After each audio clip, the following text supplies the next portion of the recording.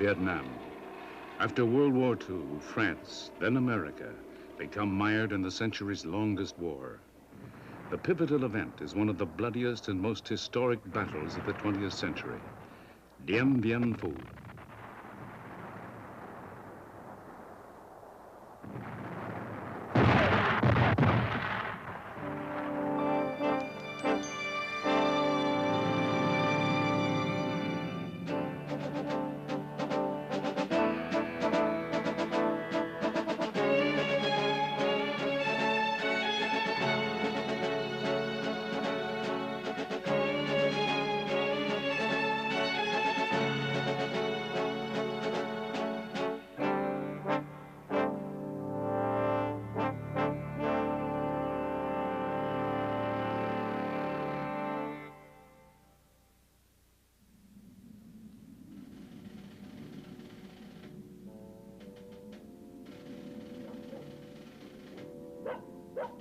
After the ruin of World War II, the European powers seek to regain their former colonies. Indochina is the most prized French possession, comprising Laos, Cambodia, and Vietnam. But the war in Asia continues. Indochina is still occupied by the Japanese, and France faces another obstacle. Its ally, America, opposes colonialism. France had previously ruled Vietnam for 80 years, exploiting the rubber and rice economy and the cheap labor. Vietnam's peasants had repeatedly rebelled. Colonial conditions are described by Hanoi diplomat Ha Van Lao. Comme tous les jeunes Vietnamiens en ce moment, like all the young Vietnamese at that time, under the domination of the French colonialists, we felt that our liberty was gone. We felt that we were no longer independent. In colonialist days, from a political point of view, the word patriot was a synonym for criminal, and patriots were treated as such. That is to say, prison. There were more prisons than schools. Independence and liberty were empty words. One punishment for insurrection, public execution. But the Vietnamese nationalist movement grows under the charismatic leadership of Ho Chi Minh. Ho recognizes that Japan's impending defeat is a once-in-a-lifetime opportunity to end colonialism. He sees America as his best means of achieving independence. After 32 years in exile, he returns to organize resistance. Born in central Vietnam, Ho is now 54. Both of his parents had been active nationalists. Ho had spent his exiled youth studying the Marxist revolution. In December 1944, Ho and other guerrilla leaders form a so-called Workers' Party, known as the Viet Minh. Its military strategist is a former history teacher called Bo Nguyen Giap. Giap and Ho offer to aid the U.S. against the Japanese. America begins its Vietnam involvement by supporting Ho. It provides small arms for behind-the-lines resistance. The time, April 1945. Exactly 30 years before the Vietnam War would end. Maintaining a gentle image, Ho is then seen by American contacts as more nationalist than communist. Major Archimedes Patty heads the first U.S. intelligence mission in Vietnam, sent by the OSS, the CIA's predecessor. 50 American agents help train the guerrillas, and at times fight alongside of them. Recalls Patty. It was combat. It was a very small operation as far as the war is concerned, but nevertheless, it is true that they did work with the Viet Minh against the Japanese. Then later, Giap and his Viet Minh crew went out to attack several Japanese outposts with our men after they had been trained by the Americans in the use of grenade launchers and flamethrowers and rifles, machine guns, BARs and so on. In August 1945, the Japanese surrender, and Ho's guerrilla forces seize power, occupying Hanoi. On September 2nd, Ho Chi Minh declares independence. The middle class and Vietnam's Catholics are apprehensive, but nationalists and communists are overjoyed. Ho becomes his country's first president.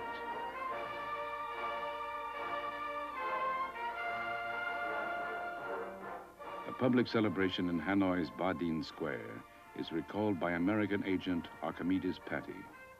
It was a very touching ceremony. I could tell from the reaction from the crowd, and the crowd was fantastic. Ho was very anxious for recognition. He actually always kept harping on the point, why don't the United States give us moral support? We don't want anything else from them. Nothing but moral support. But America steps aside. The U.S. needs its European allies in the developing struggle against communism. The French reoccupy Vietnam. Colonialism returns.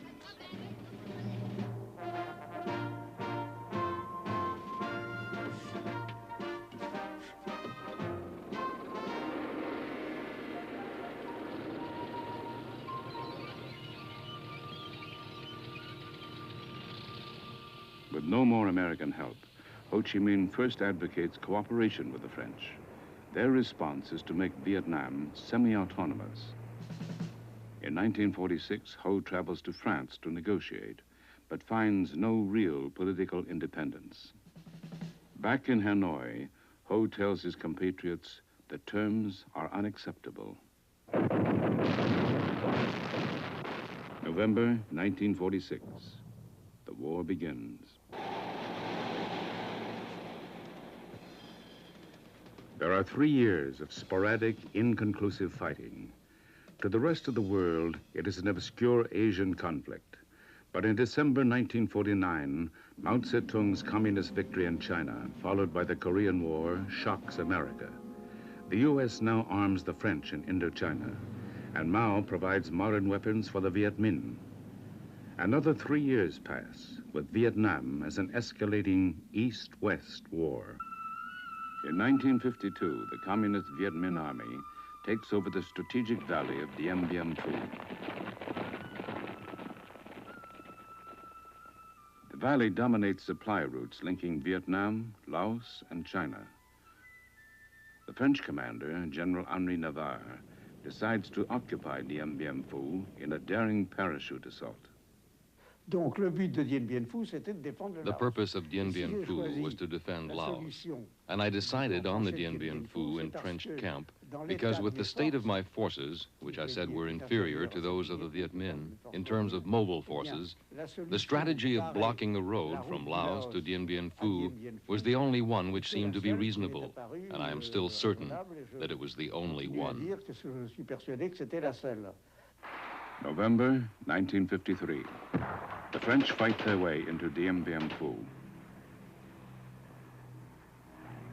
The French Air Command has serious doubts. The valley is 170 miles from Hanoi. Supply planes can only just make the return trip.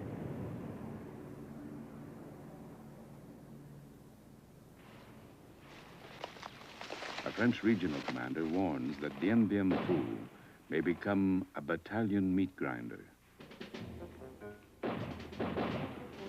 Now, having taken Dien Bien Phu, the French plan is to pursue the communists in their border sanctuaries.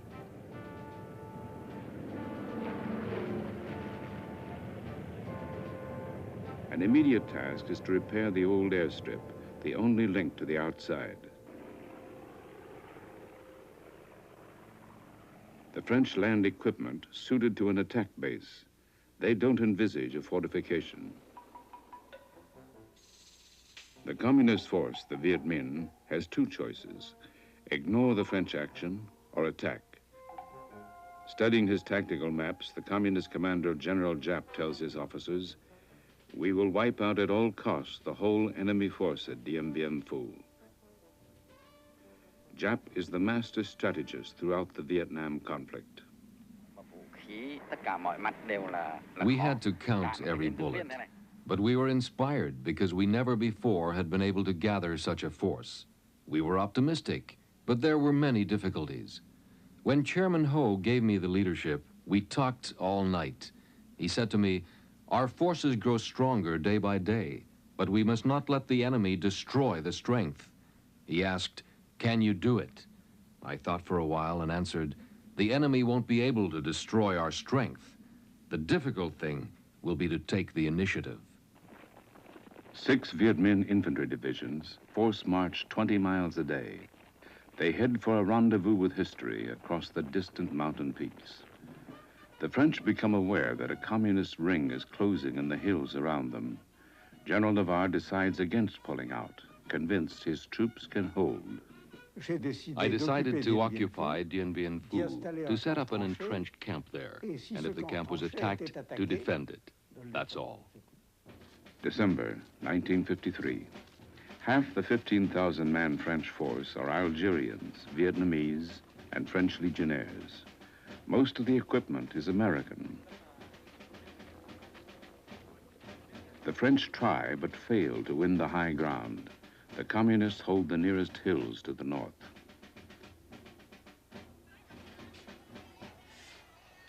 Beyond the eyes of the French, an army of 20,000 peasants and tribesmen clears the way for the coming soldiers. They labor to open up jungle trails, a human convoy stretching 500 miles from the supply depots at the Chinese border. A veteran of Dien Bien Phu, Colonel Hao Van Lao. Getting supplies was very difficult because we had to use routes through the jungle. We couldn't use the roads, the large roads, because of the bombings. And then to get 1 kilo of rice to the front at Dien Bien Phu, we had to use 4 kilos for the carrier because the rice was transported on men's backs by bicycles.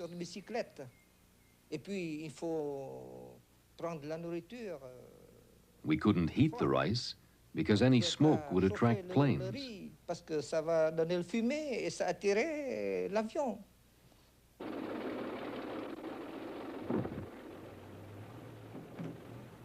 The French build a chain of fire bases on small hills across the valley.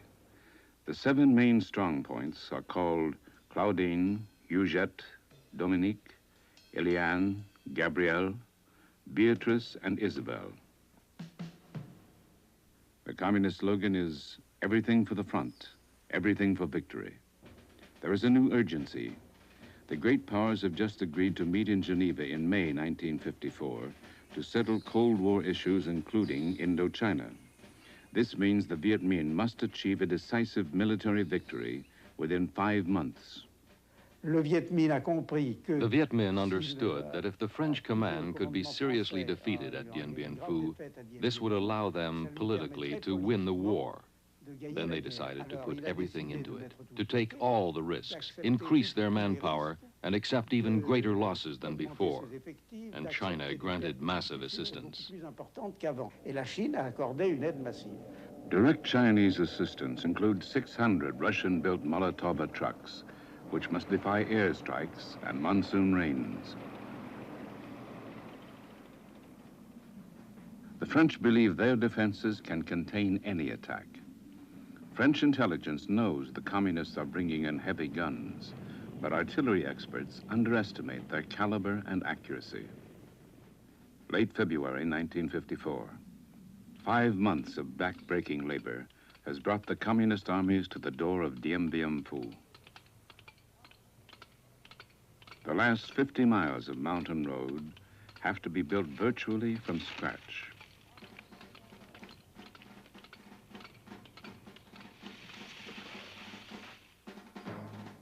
They call the guns steel elephants. They drag 200 heavy guns an inch at a time, half a mile a day through mountains. Colonel Hao Van Lao. Equipment had to be dragged by rope over men's shoulders. And one time a rope broke. and one of our artillerymen threw himself behind the wheel of this big piece of artillery to stop it from sliding into an abyss. That was the morale of our fighters, who would sacrifice themselves to save a piece of equipment from falling.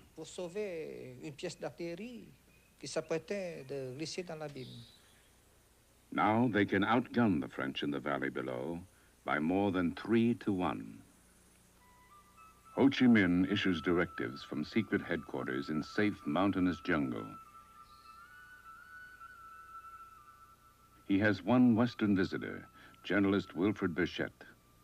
He came in with a sun helmet and he turned that upside down on the table, and he just felt around with his hands in the bottom of it and he said, the Dien Bien Phu is a valley and it's surrounded by mountains.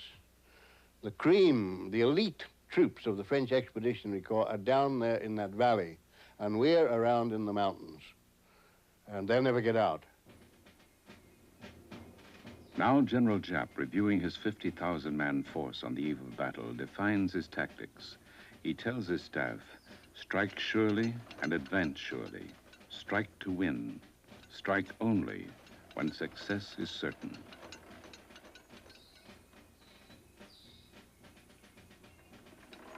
To make success more likely, Giap has secreted his heavy guns in fortifications carved out of the mountains. The guns overlook the French, but are virtually undetectable.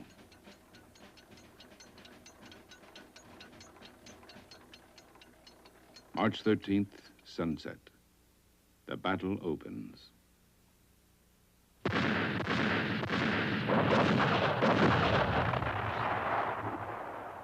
The communist artillery dramatically reveals its presence, pounding the unsuspecting French on the valley floor below.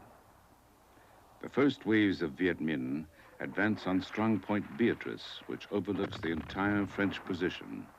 The communists launch a whole infantry division against it. Under the heavy shelling, only one French fighter bomber manages to take off.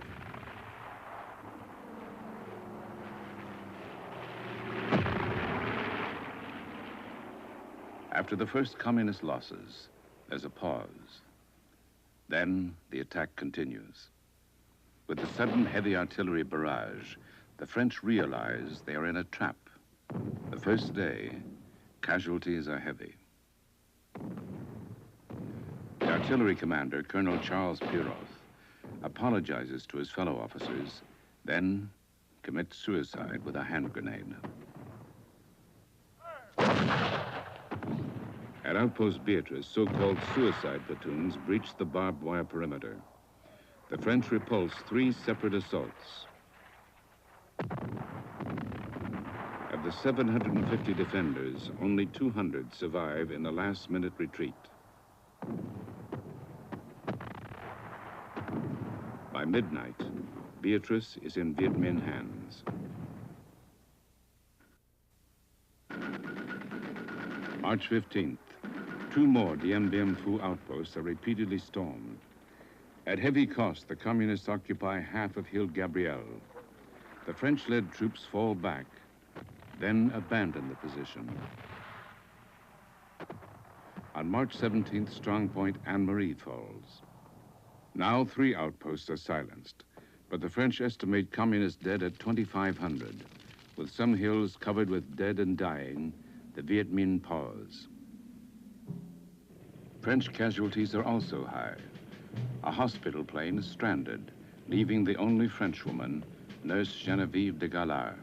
We were putting the wounded inside the plane to take them back to Hanoi, but the mechanic came back and told us we can't take off because the oil tank has been damaged, severely damaged, and everybody was very upset, especially the wounded, because they thought it was the end of this hell place for them, and it wasn't.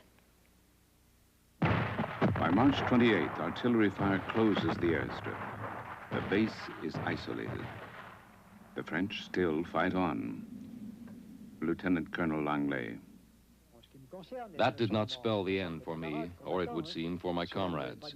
It did not mean the end of fighting for us, since if the planes could not land, they could still carry out parachuting operations. I did not consider the closing of the airfield to be a catastrophe in terms of further combat.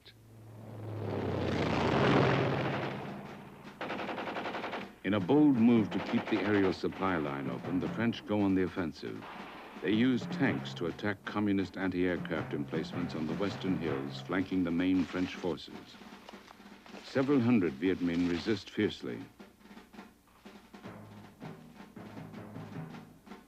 The French commit more tanks to the action and break through, led by paratroop commander Lieutenant Colonel Bijard.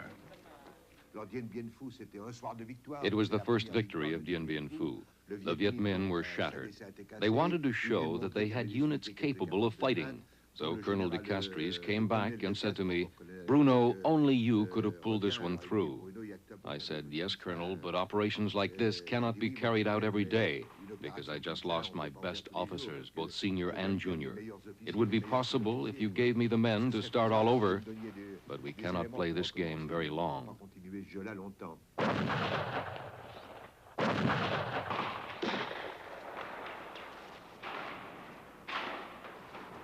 General Giap's second phase assault on March 30th concentrates on the strong points which protect the French command center.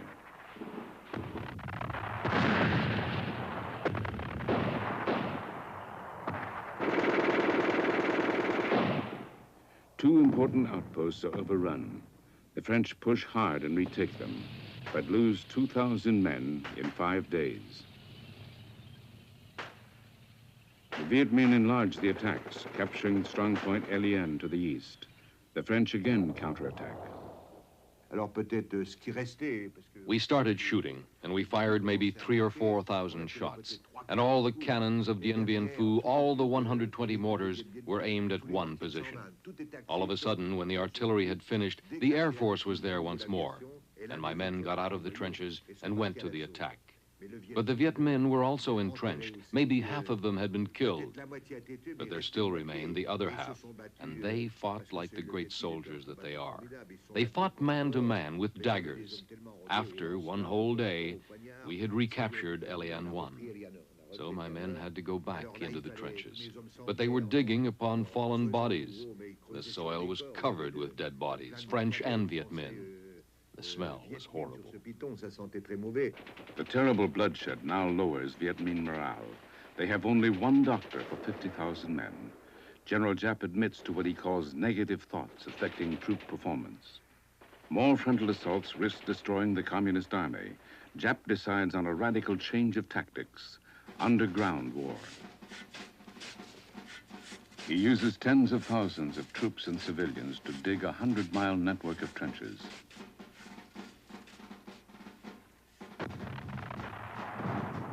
Soon, the 6-foot-deep trenches reach like tentacles around the low hills in the valley's center. When the trench lines are complete, Giap resumes the offensive. Now his troops are almost face to face with the French.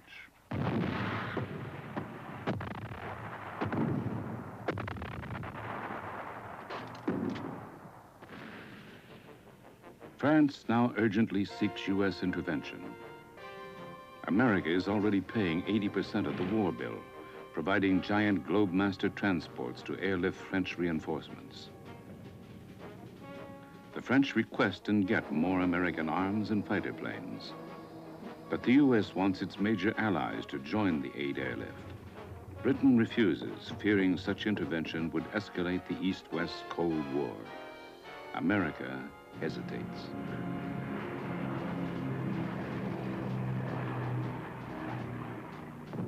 As the hours of argument tick by, the Viet Minh guns decimate Dien Bien Phu. It becomes so bad the French cannot even bury their dead. Colonel Bijard.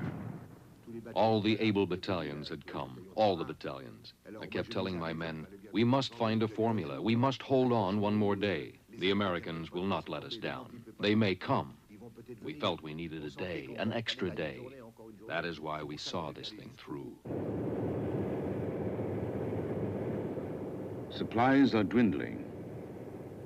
By late April, the French control only a fraction of the valley center. Almost a third of the French force has been wiped out. The fate of the remaining 10,000 depends on getting ammunition and food, but pilots and troops are helpless as more and more supplies float into communist territory. The Viet Minh trench lines are now just 300 yards from the French command bunker. Even the seriously wounded attempt to fight on. So some got up, one who had lost an eye, one who had lost an arm. One arm, we called him, said, "We're going back." We saw boys arriving who had lost an arm or an eye, and they were still asking for a weapon to continue fighting. It's indeed remarkable. There was a great spirit. When we went into that shelter where those men were, there was a foul smell, and we could see maggots on legs. And Grovin left them on because he said, "I think it prevents gangrene." So those maggots were moving around on the patient's legs, and it was terrible. So around May 6th, we went to see the men with Langlais, and everyone was exhausted, completely exhausted. We knew we could go no further.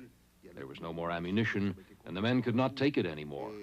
So when the Viet Minh attacked on May 7th, it was really the end.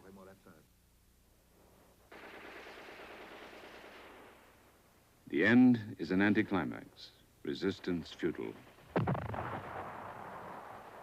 The Viet Minh rushed the French command post where senior officers have been waiting to surrender, among them Colonel Langlais. We heard something rolling over the roof. I was seated in my chair, not thinking of anything in particular. The stairs leading to the outside were in front of me, and we could see a patch of sky there. We all thought, a grenade. God, a grenade would be thrown down the stairs and explode. But that wasn't the case. We saw a victorious Viet soldier in a cork helmet, wearing a gas mask and carrying a bayonet, his gun, who said only, "Get out." 1730 hours, May 7th. Finally, the Valley Arena is silent. The Viet Minh victory has cost them an estimated 8,000 dead in the 55-day battle. But French Indochina is finished. On both sides, history records the battle as extraordinarily heroic, the aftermath less so. The French are obliged to parade in mass surrender for the communist cameras. 10,000 prisoners start a march into captivity, which only 1 in 2 survive. Colonel Bijard. Apart from the casualties of Dien Bien Phu, more than half of the survivors of Dien Bien Phu died in captivity. Worn out and abandoned, they lay on the roadside, and we were forbidden to help them. The Viet Minh would leave them to their fate, feeding them a handful of uncooked rice. What could they do? The poor fellows died along the roadside. They march for up to 60 days to the Red River prison camps 500 miles away. The Viet Minh are without doctors. Those who weaken die where they fall. The Geneva Conference in Indochina begins as Dien Bien Phu falls. Britain, France, Russia, and China sign the accords, but America does not. The agreement partitions Vietnam at the 17th parallel. This border remains for 20 years. General Bon Win Giap's victory at Dien Bien Phu at age 42 places him among the great generals of modern history. He is credited with building a small peasant force into a sophisticated modern army. In my opinion, they were exceptional infantrymen, and they managed to defeat us. Now, there weren't many of us. We were far from France, but we must admit they also beat the Americans. So they were exceptional, and I really think they certainly are one of the best infantries in the world. Hanoi, October the 11th, 1954. The Viet Minh formally takes control of North Vietnam. Hanoi is a scene of mass ovation for Ho Chi Minh. Ho and his colleagues, in accepting partition, trust in the Geneva provision for joint national elections within 2 years. Ho is confident he will win, but the elections are never held, opposed by Washington and Saigon. A new war will gradually develop.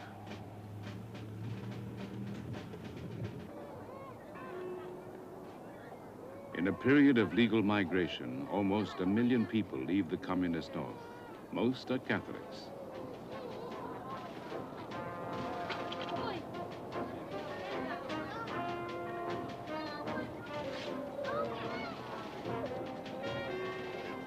French and American Navy ships take them to Saigon, capital of the new U.S.-supported Republic of Vietnam. At the same time, about 100,000 communists travel north.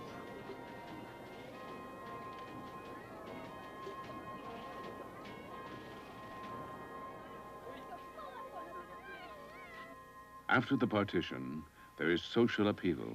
In the north, land reform is hasty and savage.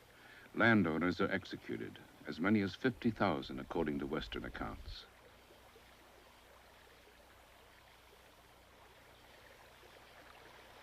Peasant opposition forces the Hanoi regime to modify the land reform.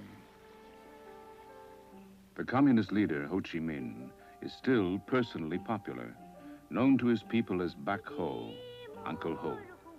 For some years, he concentrates on nation building, determined to unite Vietnam as it was centuries earlier.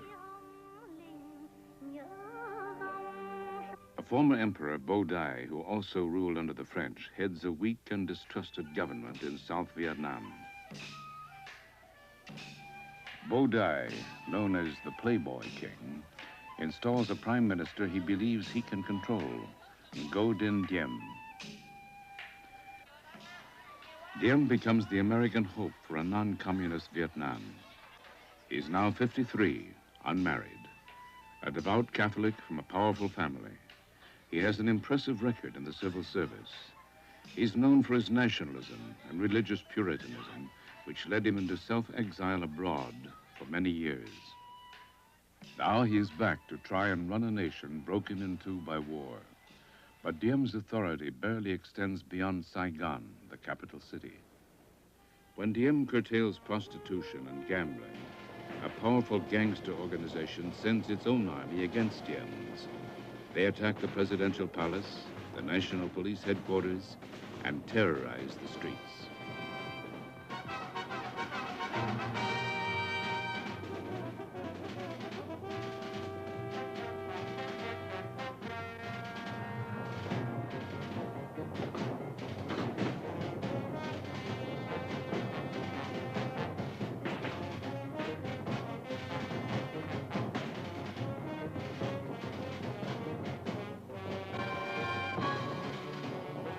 Diem's forces drive the rebels out of Saigon, and he later crushes the religious sects. In doing so, he angers head of state Bo Dai, then absent in France. Bo Dai is allegedly getting payoffs from the various sects. He tries to recall his prime minister. Diem ignores him. The American military advisor to Diem, Edward Lansdale. Diem was receiving lots of popular support from the people. Felt that he was in command of the situation, and that what had happened was a very necessary step by him, and felt that he should stay. And I said, well, your only authority is from Bao Dai. The only highest authority would be from the people. And the only way to do that is through a plebiscite. I cautioned him against being carried away and rigging the election. I said, all you need is a fairly large majority. I don't want it to suddenly read in the newspapers that you've won by 99.99%. Diem wins with 98% of the vote. He becomes South Vietnam's first president. His family rules like a Mandarin court. Government, he says, functions through close personal relations at the top. His elder brother, Thuc, is Archbishop of Hue. His younger brother, Nu, is appointed chief advisor. Madame Nu becomes official hostess. Her father is named ambassador to the United States. Her mother is a government observer at the United Nations. Diem presides over a national assembly, but he allows it to meet only once or twice a year.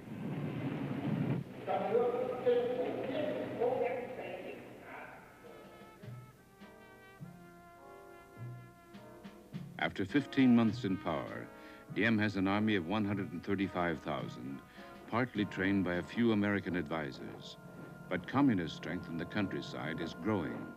Diem wants more U.S. help.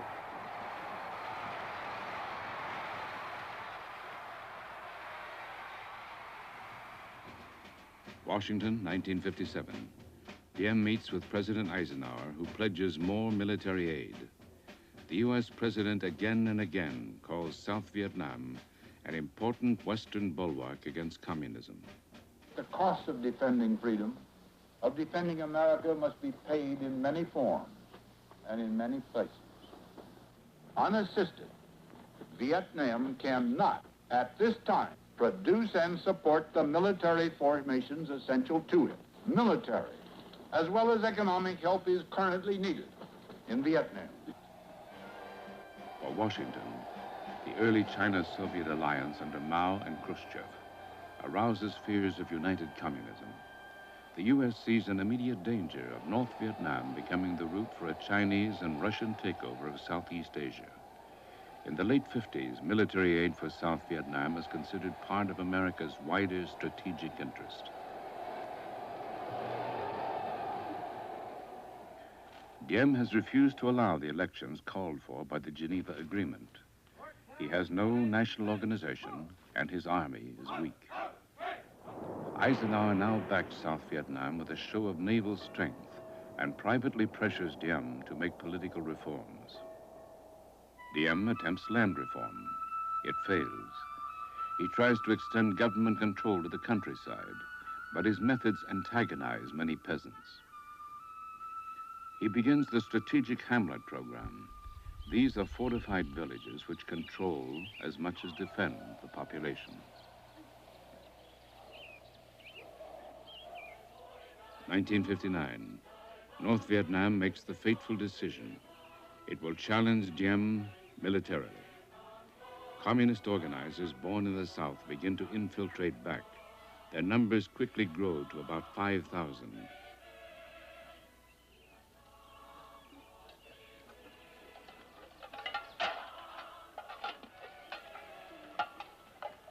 Soon, a network of rebel bases is ready. A guerrilla war is launched under the banner of Ho Chi Minh.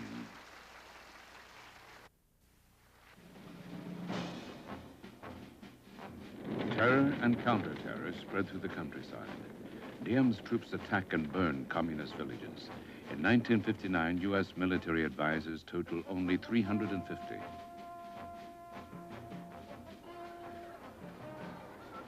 A large part of American aid is goodwill, but it helps mainly the cities. Poverty continues and corruption spreads. Diem's family and friends control the economy. They isolate him from the people. An influential critic, General Tran Van Don.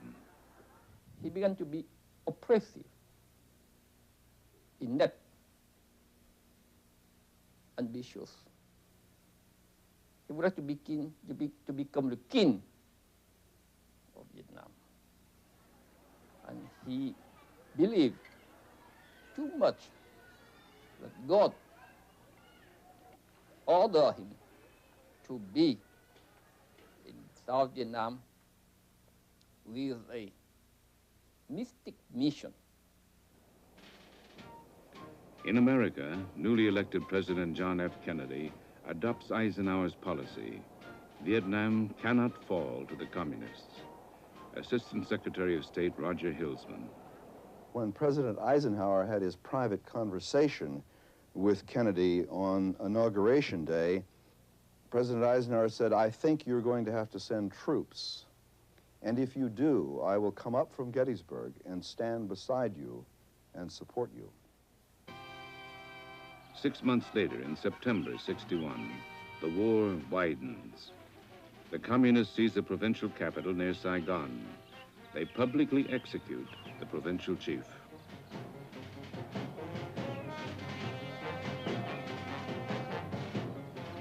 The guerrilla strength is now estimated at 26,000 men, up 500% within 2 years. Diem asked the United States for a treaty to guarantee South Vietnam's existence. Kennedy consults his personal military advisor, General Maxwell D. Taylor. I met the president one morning in the White House, just walking down a corridor, and he said, I have a letter here from President Diem. Tell me how to answer it.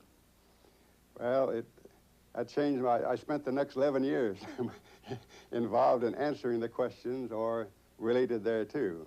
Because the really amount of the question was the United States favor a major increase in the military effort to accomplish the political objectives in Vietnam. Kennedy increases military aid. Within days, the first American helicopter units arrive. A newsreel of December 1961 conveys the optimism. New techniques in jungle warfare are being mounted against the rebels in South Vietnam with rousing success. Helicopter forays, christened Eagle flights, carry small detachments of Vietnamese troops into the swamps and jungles of the Khmer Peninsula, where Viet Cong guerrillas have successfully eluded pursuit on the ground. Whirlybirds swoop in to deposit soldiers where rebels have been reported, and the troops quickly spread out through swamp and jungle to surround the communist enemy. Usually, the rebels quickly fade from villages, but a pincer attack flushes them from the surrounding jungles. A successful airstrike like this one will bring in prisoners by the dozen, a new kind of warfare that is turning the tide of battle.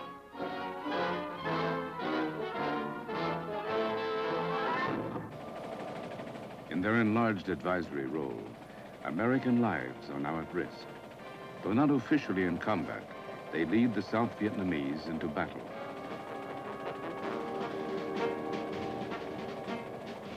By late 1961, guerrilla ambush is frequent and costly. They control to some degree most of the countryside, tying down Saigon's 200,000-man army. The war is costing $1 million a day.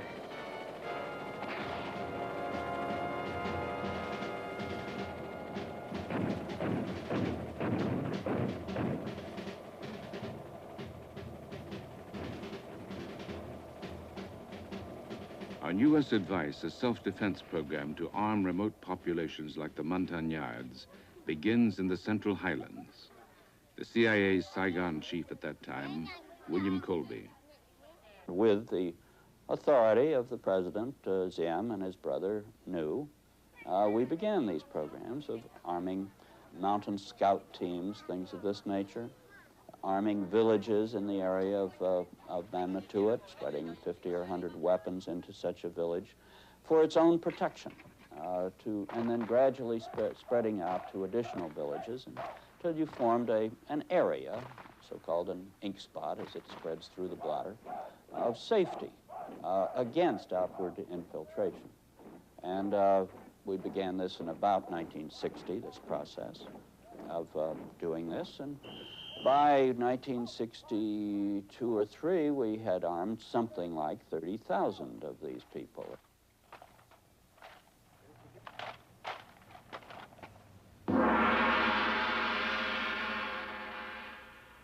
Then comes a sudden setback. In May '63, a nationwide crisis begins when Buddhists are denied the traditional right to fly religious flags. The Buddhists riot. 40 are killed. Thousands arrested by the secret police headed by Diem's brother, New. Week after week, Buddhist monks commit public suicide in protest. These human tortures appall Washington.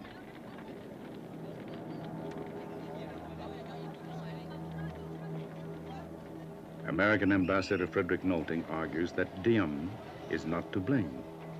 It was contrived, in my opinion, strictly by the Viet Cong. It was a political rather than a religious outbreak, motivated by political rather than religious motives. A new American ambassador arrives, Henry Cabot Lodge. He wants Diem's family, especially Brother New, removed from power. Lodge meets with Diem. He was as unreceptive as I've ever seen a human being be, and he almost said to me, well, what business is it of yours whether I have my brother here to advise me or not? To which, of course, that was a very good answer. It's my business because the President of the United States has made it my business. I didn't say that, but I thought that. I thought that. President Kennedy was hoping it would work itself out and became sympathetic to the idea of a coup if the Americans were not responsible and not involved in it. For Dien, the end would come not from the communists, but from his own army.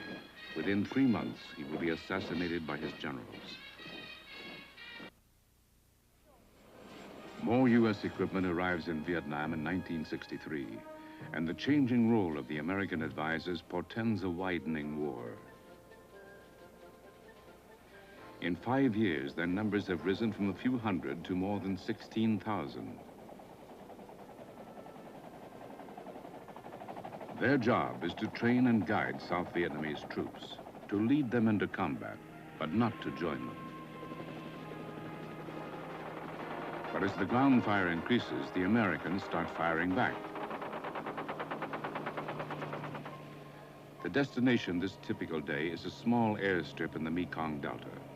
A South Vietnamese unit has reported heavy casualties.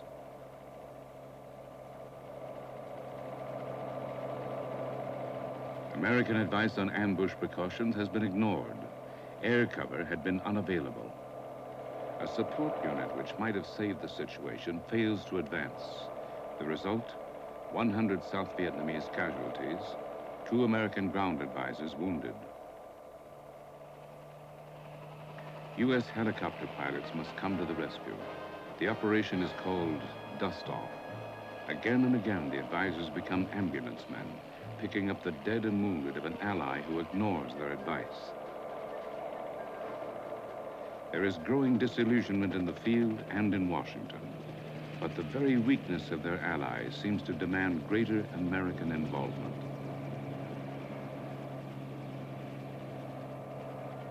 In 1963, the U.S. had planned to withdraw 1,000 advisors. Instead, their numbers increased by 50%.